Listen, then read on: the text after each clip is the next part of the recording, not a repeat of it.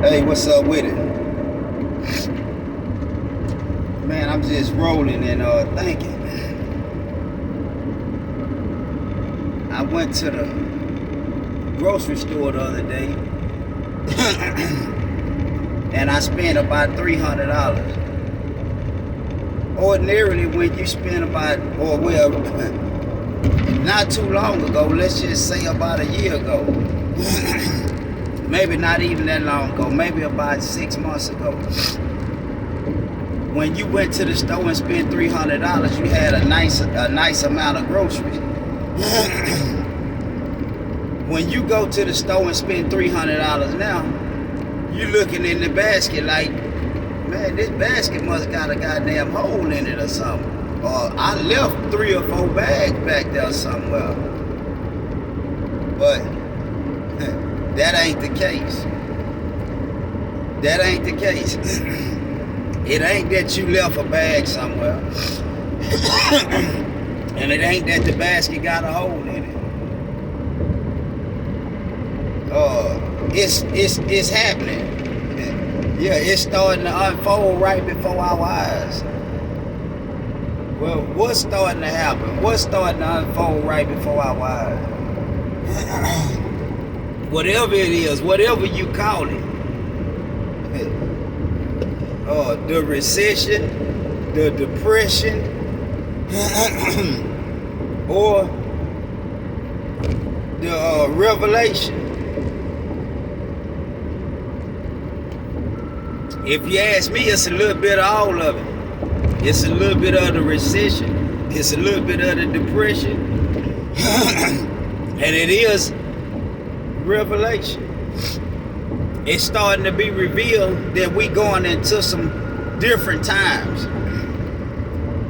So my question is, everybody always talking about they chasing a bag. They trying to get a bag. I'm trying to get some money. Or if it don't make money, it don't make sense. But how important really is money?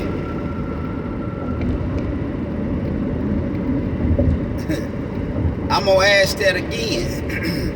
How important is money? So for some of us, money is the single most important thing. Or is it? I mean, I understand money is a necessary tool that we need.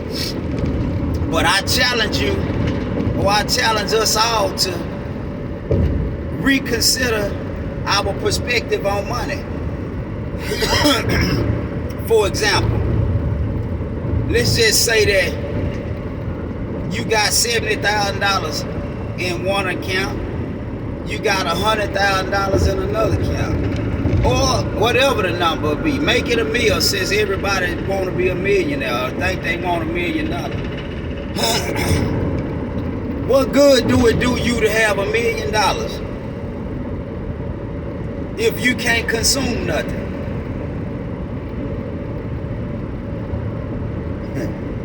What good do it do you to have $1 million and all you can do is go and purchase things that's made readily available to you? Yeah, with money, as long as it's a lot of stuff available to be purchased, you got some options. But what happened when it ain't a lot of availability? That money that you thought was everything has no value. If you can't go to the store and buy you whatever you desire, how beneficial is that money? If you can't go to the mall and get your uniform, your costume, how beneficial is that money? You know, I like to challenge us all to kind of analyze utilize our perspective on money. If you got some money, I would suggest that you invest that money into life-sustaining valuables. What's life-sustaining valuables? Well, life-sustaining valuables is things that you can utilize to stay alive when it's not a lot of valuables available, when it's not a lot of commodities available. This is just one of them conversations that goes along the lines of being prepared, because I like to talk about being prepared for the unexpected.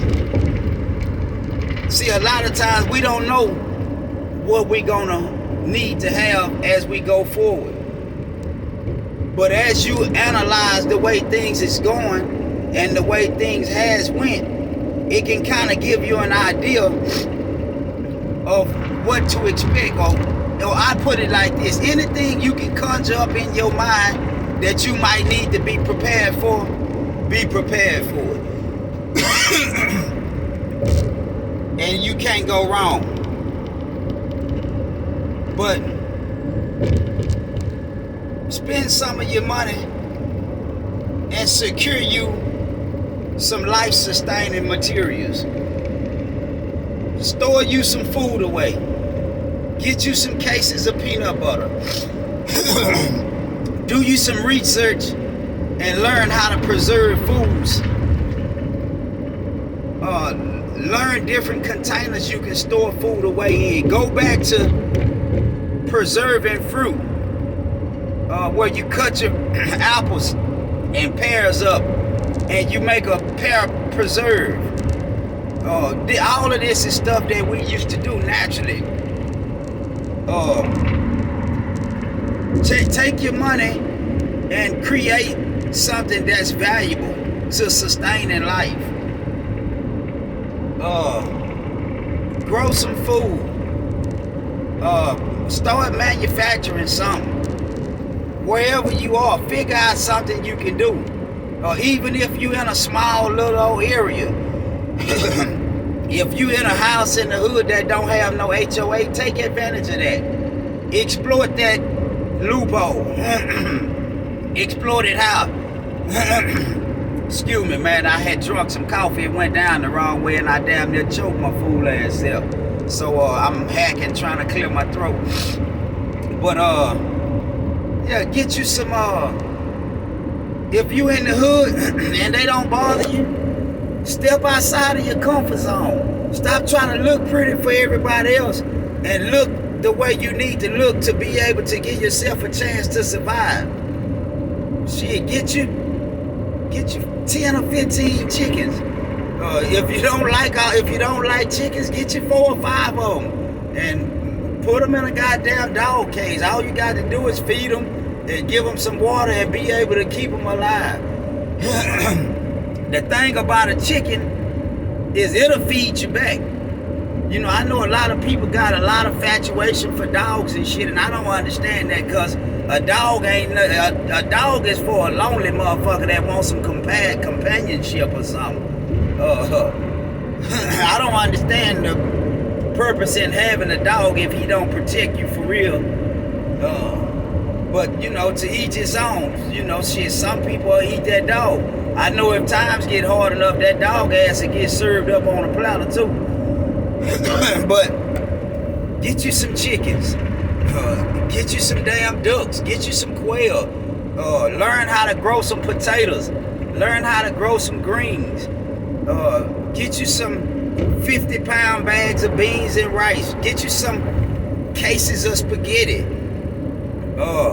Stock up on you some tuna fish. Get you some crackers. Get some of them Viennas. Get you a pantry that's for emergency times.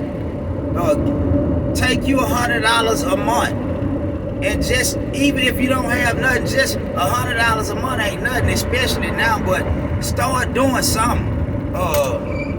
Get you some. Learn how to purify your water. They got what's called purification straws. Get you some purification straws. Start doing you some research to where you can survive. You can give you and your family a chance to survive.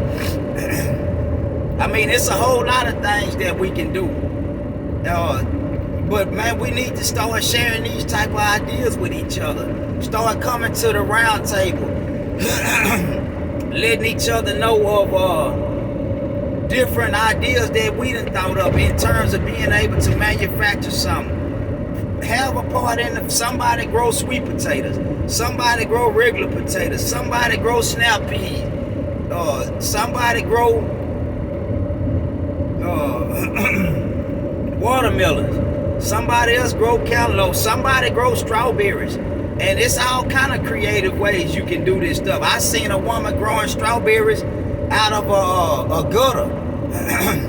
She took the gutters, the ones that run down the side of your house that allows the water to drain. She took one of them, cut it open, peeled it open or something, put some soil in there, planted the strawberries in there.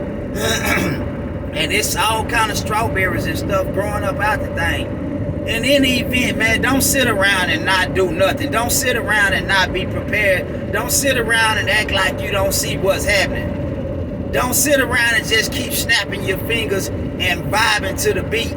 Don't keep on just sitting around getting high and believing and putting your trust and survival in the hands of somebody else. Somebody that don't care whether you live or die. Take control of today so that you can have a say in your tomorrow.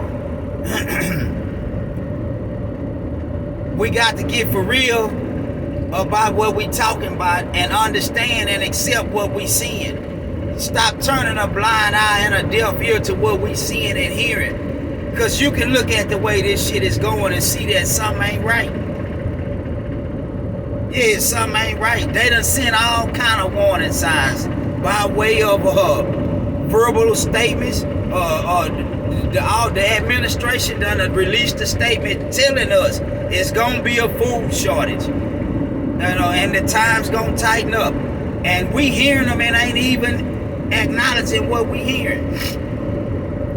How many of us got 3 or 4 cases of toilet paper stored away? If you don't have toilet paper stored away, store you some toilet paper away. Get you some wipes put up. Buy you some shovels. You never know, you might need to dig a hole and shit in it. Get you some sulfur or some lye and learn how we used to take the lye and burn the shit when we had the shit in the outback houses. Cause man, the reality of it is we not far from those times right now. Get you some stuff that can light up your house. Get you some solar powered light bulbs. Get you some solar powered tools if you can. Some solar powered generators. Man, get you some tools. Get equipped to survive. Most of all, get the right type of mentality. Get the right type of understanding about what we seeing and hearing. You can't keep turning a deaf ear and not taking action because they sounding the alarm. The people that's hearing is responding and preparing accordingly. And then you got other people that's hearing that's not acknowledging what they hearing, that ain't believe, that's being entertained by what they hearing. Don't be entertained and ill prepared, or else you might just be looking at your bank account while you starve to death.